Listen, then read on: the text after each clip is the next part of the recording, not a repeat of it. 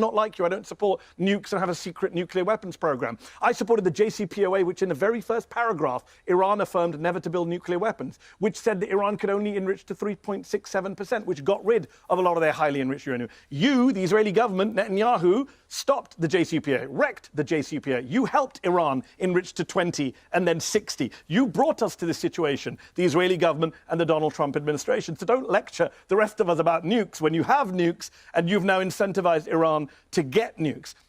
Every year... This one is definitely worth watching. Mehdi Hasan is about to go head-to-head with IDF reservist spokesman Doran Spielman in a heated debate over Israel's nuclear policy and the Iran war. The exchange gets intense as Mehdi challenges the arguments being made and pushes back on what he sees as a double standard. Watch the full clip because I'll break down the biggest moments and give you my thoughts at the end. Let's get into it. Joining me to debate this is Mehdi Hasan, founder of JCPOA News, and Doran Spielman, the reservist IDF spokesman and author of When the Stones Speak. All right, well, welcome to both of you. Doran Spielman, welcome back to Uncensored. The New York Times piece that came out several days ago painted a pretty extraordinary picture of the Prime Minister of Israel sitting in the Situation Room at the White House with the head of Mossad appearing on a large screen and painting a picture of what would happen if the United States joined Israel in taking out the supreme leader of Iran and his top people who are all going to be congregating. That inevitably what would happen is the IRGC, the sort of ruling regime underneath the supreme leader would collapse, the people of Iran would rise up, and that nobody would care or notice the Strait of Hormuz. That would be an irrelevance to all this. And all that's happened is that, and a lot of people in the room on the American side thought this was fantasy land. And all that's happened is the first part happened. The Ayatollah and his top people were taken out in a successful strike. But the IRGC remain in place. The people haven't risen up. And the Iranians have worked out the Strait of Hormuz can be used as an economic weapon to rival anything that people can do against them militarily and cause enormous global economic damage. Do you accept that the Americans were sold a pup here? Piers, thank you for having me. I think actually, Piers, we're going to look back at this as a war that was as consequential as perhaps if the West had information in 1936 to act against Nazi Germany. We have to put this in perspective. Wars take time. Iran has had 40 years to embed. There's not been a single US president, starting with Ronald Reagan, who I greatly respect, going all the way through Clinton and Obama and Biden, who's been willing to pay the political capital to stop the Iranian terror regime, the largest regime in the world, from developing a nuclear weapon. And why? Because it requires a preemptive strike. You have to preemptively stop Iran. If you don't preemptively stop Iran from having a bomb, the alternative is you're only going to stop it when that bomb lands on your soil. And we don't want to have a 9/11 where instead of 2 passenger planes, we're dealing with an atomic weapon. And I think President Trump has been incredibly consistent from the very beginning. And here, obviously, he shares a value with Israel, which is that Iran cannot be a nuclear regime. It's very, very simple. You cannot have an Iranian terror regime that instead of blocking the Straits of Hormuz with ballistic missiles, they can block the Straits of Hormuz with a nuclear weapon. You can't have a regime that when they shoot at Israel, which we've had more than 6,000 of their weapons, both from Hezbollah and Iran, we've had over 1,000 over the last 12 months, any one of them loaded with a nuclear weapon. And we have to take a step back here. We see the face of the regime. They're an evil monster. They're hitting their own allies. How could we even conceive that we would not take the opportunity to eliminate this before it grows? And the shock, Piers, is that I have people like Mehdi, who's going to join us shortly, and people all over these kind of this liberal fantasy land that you can transplant what you hear in the Oxford corridors if you just act nice and you kind of reason with them. Well, maybe they want a bomb, but they're not really going to use it. It's only for civilian energy. What are we talking about? Wake up. This is the face of terror with a bomb, and it's being stopped. And therefore, I think President Trump, Prime Minister Netanyahu, and it should be the entire Western world, is now has an opportunity to stop this before it happens. And I think, if anything, it's praiseworthy. Praiseworthy, Piers. Okay, Mehdi Hasan, it's praiseworthy. Well, it's not praiseworthy. The entire war has been a disaster. I think everyone agrees on that. Even the Israeli opposition agrees it's been a disaster the way Netanyahu and Trump have handled it. I think any objective person can look at the state of this war, even if you are pro the US government, pro the Israeli government, and say it's been a success. But let's put that to one side. I want to take on board what Doran said across the board, because a lot of it was pure projection. I mean, I'm hearing him talk about monsters in charge of governments, the face of terror, nuclear weapons. Who are we talking about here, Iran or Israel? Because I would ask a few questions for your viewers to consider today as they listen to Doran. Which country in the Middle East has nuclear weapons? It's not Iran, it's Israel. Which country in the Middle East has not signed the NPT, the Non-Proliferation Treaty? It's not Iran, it's Israel. Which country in the Middle East is defying a UN Security Council resolution calling for that country to open up its nuclear facilities to IAEA inspectors? It's not Iran, it's Israel. Which country in the Middle East attacked 6 countries in the Middle East last year? 6. It wasn't Iran, it was Israel. So Iran, for all its many sins and crimes, is not the rogue nuclear state in the Middle East right now. That country is Israel. As you said, Piers, in your introduction, global public opinion has made it very clear that they see Israel as the threat to regional and international peace right now. You pointed out, Piers, that it's Benjamin Netanyahu dragging American Republican presidents into wars of choice, Iraq in 2002-3, and now Iran in 2025, 2026. Yeah, I mean, Doran Spielman, the flaw in your argument is just a bunch of woolly liberals who didn't want this to happen. If you look at actually the reaction from American conservatives, you know, you got Tucker Carlson, Megyn Kelly, Candace Owens, Alex Jones. You've got Trump supporters like Joe Rogan, Theo Von, and others, the big podcasters who helped get him elected. There's a massive cross-section of very influential people, many of whom are conservative Trump supporters historically, who have condemned this war and want nothing to do with it. So I don't think you can just bat it away as, oh, it's just a bunch of, you know, liberals throwing their toys out of the pram. It's not. You know, I love the word projection because projection is used by people who don't live in the real world, because the alternative to a projection when it comes to a nuclear weapon, when does that projection end, Mehdi? Does it end when Iran is trying to develop enriched uranium? And already back before the JCPOA had already developed 6 times, and now they've developed almost 90% of enriched uranium, which is 20 times the amount you need for an atomic weapon. Is that for civil uses? Is that still a projection, or is it when they actually press that little button and it lands in the U.S.? Well, let me ask you. Well, let me before. Hold on, Piers. Well, hang on. On that point, Doran, on that point, given you said a projection that 22 civilians have been killed but let me from ask ballistic you. missiles, and we've had 600 warheads on Israel. We've had warheads 22? land on the You've killed UAE. 2,000 people in Lebanon and 3,000 people in Iran. And regarding, you know, this is so funny. Regarding Iran, you know, you put them on the court bench. You call in someone for a character reference, comparing Iran to Israel. Who's Iran? Well, they've developed a global terror regime that stretches from the Middle East through Latin America into Europe.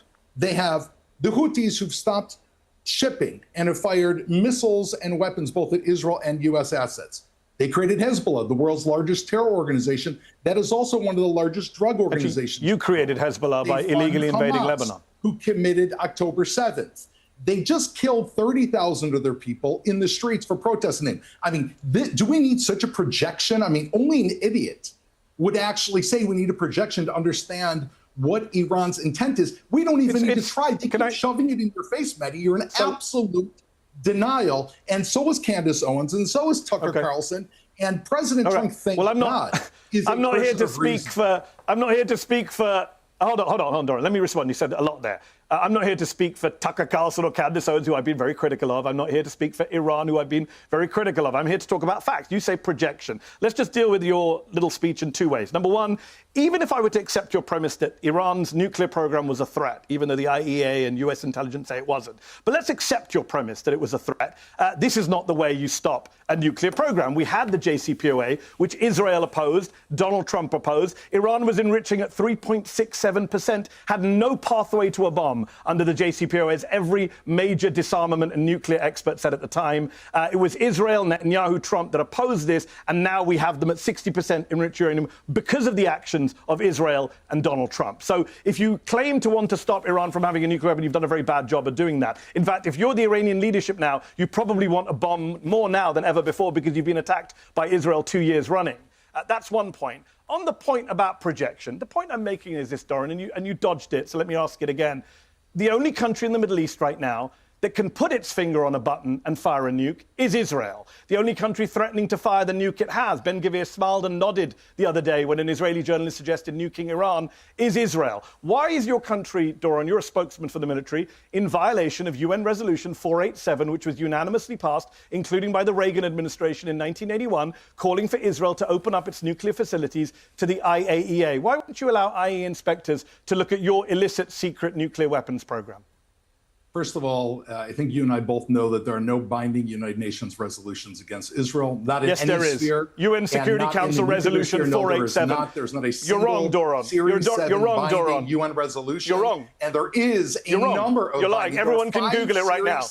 UN Security Council Resolution against Iran's 487. People can Google it. Mehdi, you just said it yourself. You can talk over me. Basically, just UN Security Council Resolution. You're saying that Israel. 487. I'm sorry, Mehdi, one second. We can't. You can talk over me. I'll wait and make my point again. Okay, well, let me just make one point, and then I'll let you speak indefinitely. UN Resolution 487. You can Google it right now. People can watch it at home. In 1981, the Reagan administration voted for it. It calls on Israel to urgently open up its facilities to IAEA controls. That is a UN Security Council resolution which is binding under international law. Israel has been in violation of it for 45 years. Why are you in violation of it? And do you accept that Israel has nuclear weapons? If you won't accept that, why should we take anything you say seriously on anything else? It is not a binding resolution. However, I want to get your point because I think you just answered it for me. You said that this has been Israel, according to you, has been in violation for 40 years. So therefore, you're assuming Israel's had a nuclear weapon for 40 years. Can you tell me one time, Mehdi? It has. One single time. Are you denying Israel that? has threatened another country with Doran, nuclear war. Can you tell me, Mehdi, one time when an Israeli prime minister under an entire command center would have the ability with massive controls. Just one second. I answered your question. That is referred to another country. Hold on, Mehdi. Another country, as you and I both know, that Iran, who you have projections about, the supreme leader, right, Ali Khamenei, which I'm very curious why you defend him and his entire regime. Ali Khamenei refers to Israel as the little Satan. And we both know how he refers to the United States, meaning this spiritual leader. You've called him a spiritual leader. But Doran, you're not. Let me jump in here. Doran, let me jump in. Let me jump in, please. Calls America the great Satan. Let me jump in, and you want to give him a nuclear weapon? Stop Israel talking. and the U.S. are fighting together against please terror stop regimes. talking. I am here, and I am moderating this panel, much as you both like to just get off without me. Mehdi raises the point I have raised with a number of pro-Israeli guests in the last few weeks. Why is it that Israel does not admit it has nuclear weapons? And are you prepared to do so now? Israel, as we all know, is a state that upon its very founding faced an existential threat from 7 countries that attacked it. We also know that in 1967, Israel was attacked by 3 countries, followed by 1973, followed by the Gulf War in 1981, followed by Hezbollah and Hamas. There's probably not been another country on earth What's this got to do with you being transparent about having nuclear weapons? According to the Non-Proliferation Treaty, which Israel has not signed and therefore is not bound by, Israel, if it maintains a nuclear arsenal, it has not used it, and if it maintains it, it is because it Why faces are you saying if? You know the answer. Hold on. And since the Holocaust, which today is International Holocaust Day in Israel, it's Israeli Holocaust Day, and we are mourning tonight 6 million Jews that have died. Israel maintains the ability never to rely on anyone else, and therefore, Israel is not bound by the Nuclear Proliferation Treaty. It didn't sign on. Who is bound?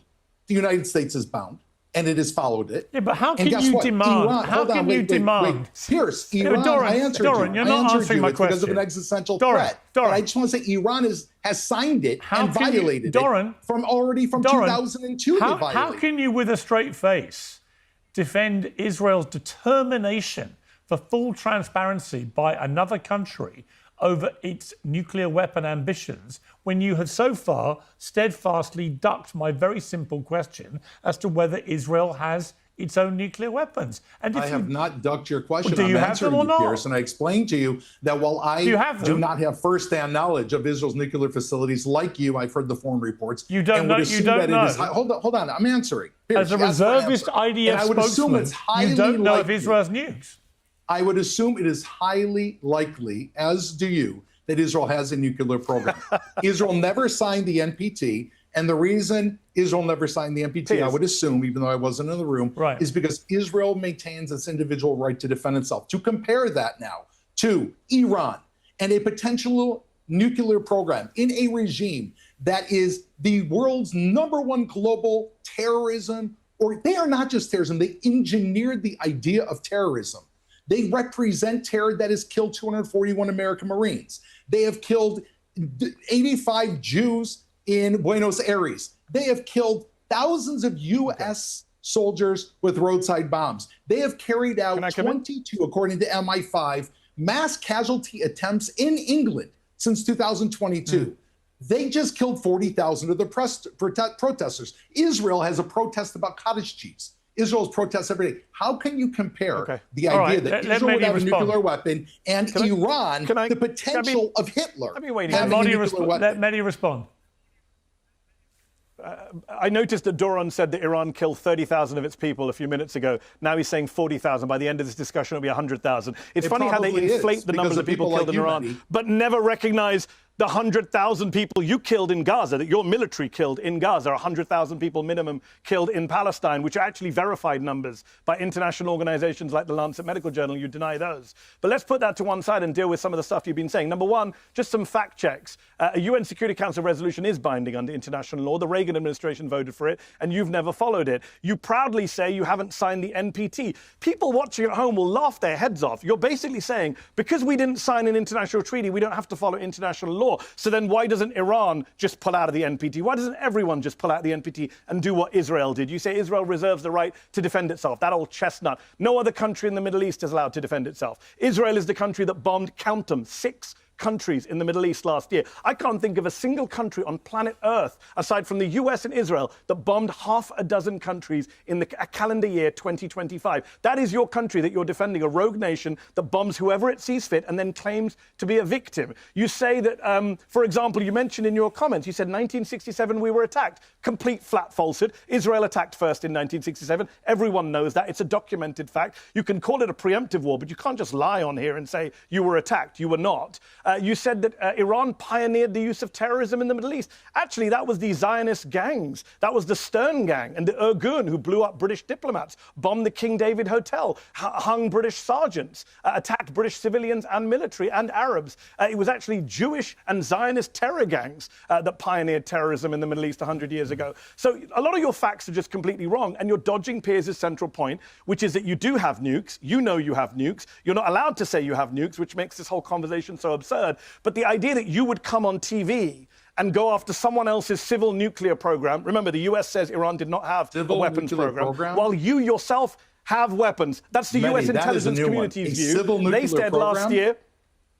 That is what the US said last year. The US annual. Then why do we need the JCPOA? Let me read out the quote to you. Program that you support. Why do we read out the quote to you. A JCPOA, let me read out the quote to you. If you stop interrupting me. I didn't interrupt you, Doran. You spoke for a while. In 2025, this is what the Director of National Intelligence said. We continue to assess Iran is not building a nuclear weapon and that Khamenei has not reauthorized the nuclear weapons program he suspended in 2003. A country that doesn't have nukes is being lectured by you, a country that does have nukes. It would be funny if it wasn't so tragic and you hadn't killed so many Iranian kids as part of your supposedly disarmament program.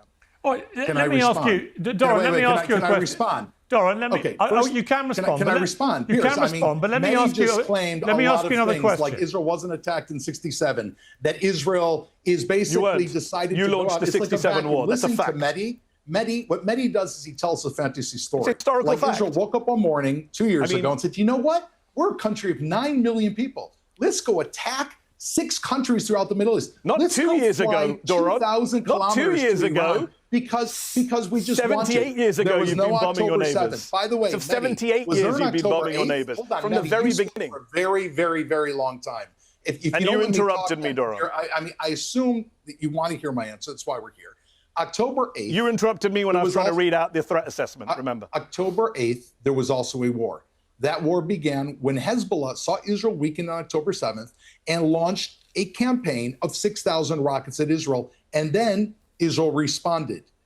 Iran fired 500 ballistic missiles, which has been attacking Israel consistently.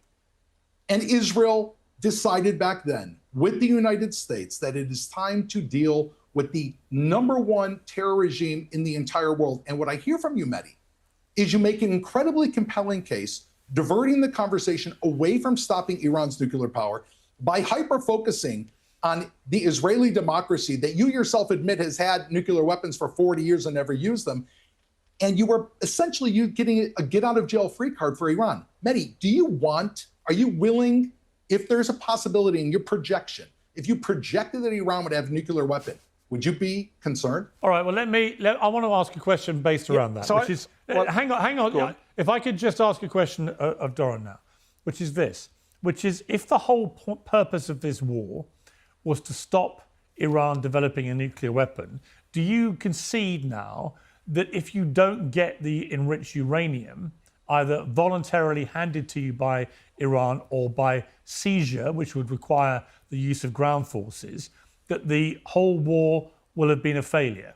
Do you accept No, it wouldn't have all been a failure because obviously we will not get the most important thing, which is to remove the enriched uranium from Iran, and that is the number one. So it would be a failure if you don't get the uranium.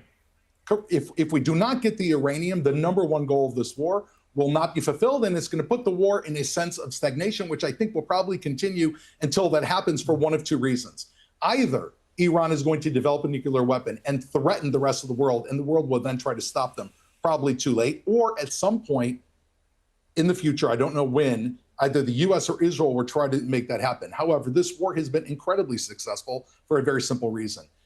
We have destroyed Iran's nuclear production capabilities, its launching timers, its hard fuel, all of the many things that go in order to take that bomb, put it on a warhead, and shoot it have been destroyed.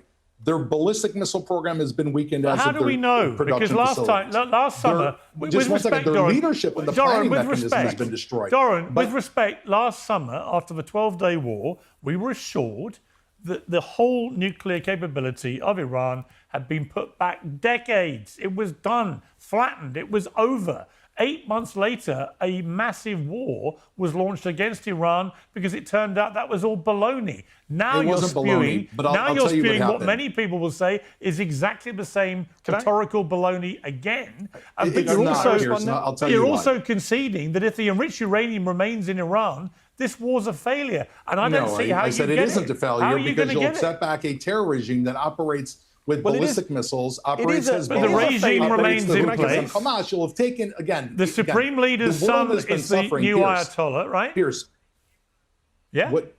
Say this again, I'm sorry? The Ayatollah, the Supreme Leader who was killed, his son is his replacement. The IRGC regime remains in place. There's been no protests from the people of Iran, and the Straits of Hormuz have become a massive weapon for the Iranians to use economically, as they also simultaneously attack all their Gulf state neighbors. So the idea that my point is the idea that at the end of this, Iran keeps its enriched uranium, you would have to admit, in that eventuality, the war's a failure.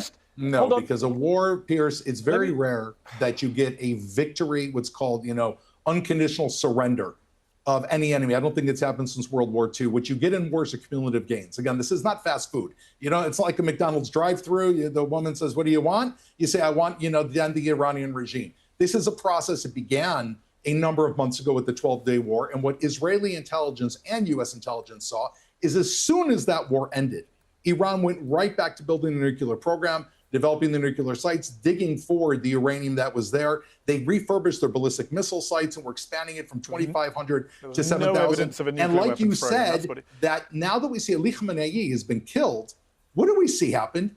They have not reformed. They put in another member of the exact same family, meaning this regime is so evil and has so to you be have stopped done this. now. Hold on, can I, And Piers, can I actually say therefore, Mehdi, we need let to Mehdi do stuff respond to now. stop them, Piers. It's the idea of Okay, good standing against Mehdi's evil. response, please.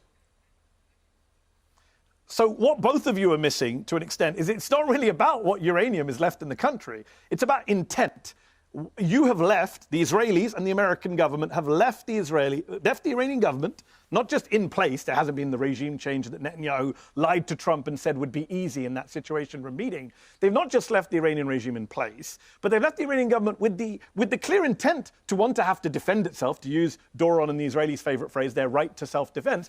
If you were in the Iranian government today, would you not want to get nuclear weapons? Would you not think I've been attacked 2 years running by people I was in the middle of negotiations with? Every time I'm in a negotiation with them, they kill our negotiators, they kill our top foreign diplomats, they threaten to kill more of us. Every time we're doing a deal, whether it's in Geneva or Vienna or Oman, they attack us, which is what the Israelis did last year. Why would you not want to get nuclear weapons? Why would you not look at North Korea and say, no one dares touch North Korea because they have nukes? Why would you not listen to Doran speaking on Piers Morgan saying, well, we didn't sign the NPT, so we don't have any obligations not to have nukes? Why wouldn't Iran say, well, we're going to pull out of the NPT, we're going to do what North Korea did, and we're going to do it because the world saw us get illegally attacked 2 years running? Doran asked me, do I want Iran to have nuclear weapons? No, I'm anti-nuclear weapons. I'm not like you. I don't support nukes and have a secret nuclear weapons program. I supported the JCPOA, which in the very first paragraph, Iran affirmed never to build nuclear weapons, which said that Iran could only enrich to 3.67%, which got rid of a lot of their highly enriched uranium. You, the Israeli government, Netanyahu,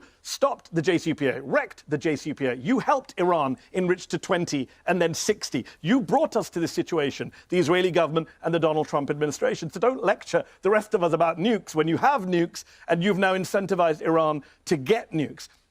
Every year Mehdi, in what the there UN is General no doubt Assembly, about Piers, is there that is a they had resolution. 20% Let me enriched just finish my uranium already point, in Doran. 2014. You and Piers spoke for a very long time. Let me finish my point. You said you don't like interruptions. I'll finish in a moment. The UN General Assembly votes every year to have a weapons of mass destruction free zone in the Middle East. Iran votes for that resolution. Everyone in the world votes for that resolution. 2 countries don't vote for that resolution. That is the US and Israel, because Israel wants to be the only power. Well, Iran doesn't have nukes, and you do. You are the so only person naive, who can't Mehdi. be It's trusted is unbelievable. you, Doran. I'm listening to you. You can't even tell. You can't even tell. Doran, you can't even tell the viewers today whether Israel has nukes. Iran. You can't even say one realize, statement. Mehdi, you're defending Doran, why should Iran. anyone believe anything you you don't have say? a hidden nuclear program. No, You I'm do. not The actually. hidden nuclear program is Iran. You. It's Ali Khamenei. That's your leader.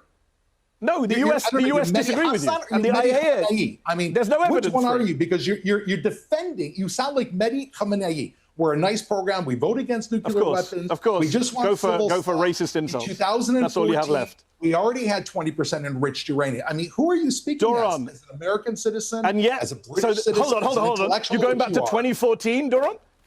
2014. Who are you speaking as? You're speaking as the Israeli military. And it was reported before the JCPOA. And exactly. And when did the JCPOA get signed, Doran? Do you know what year? 2015. Do you know what year the JCPOA was signed? 2015. Exactly, the year later. So why are you going back to 2014? It was resolved in 2015. And they never had to then you the and Trump came along and wrecked it. No, the Trump administration vouched and said Iran was complying with the JCPOA. So when you keep saying, why do you trust Iran? Iran did what it had to do. According to the IAEA, let's unpack the JCPOA first. They followed the deal. No. Mehdi, tell us the conditions of the JCPOA.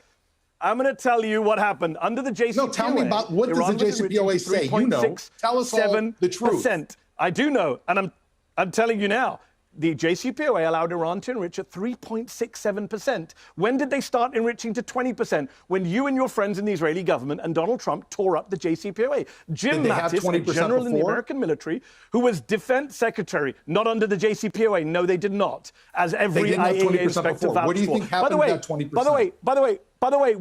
By the way, Doran, what enriched uranium does Israel have? Because the IAEA aren't allowed into Israel. So why don't you tell us? You say we're naive. Everyone watching knows that you can't even tell the truth about your own country's Iran, nuclear weapons. Which is yes, I am.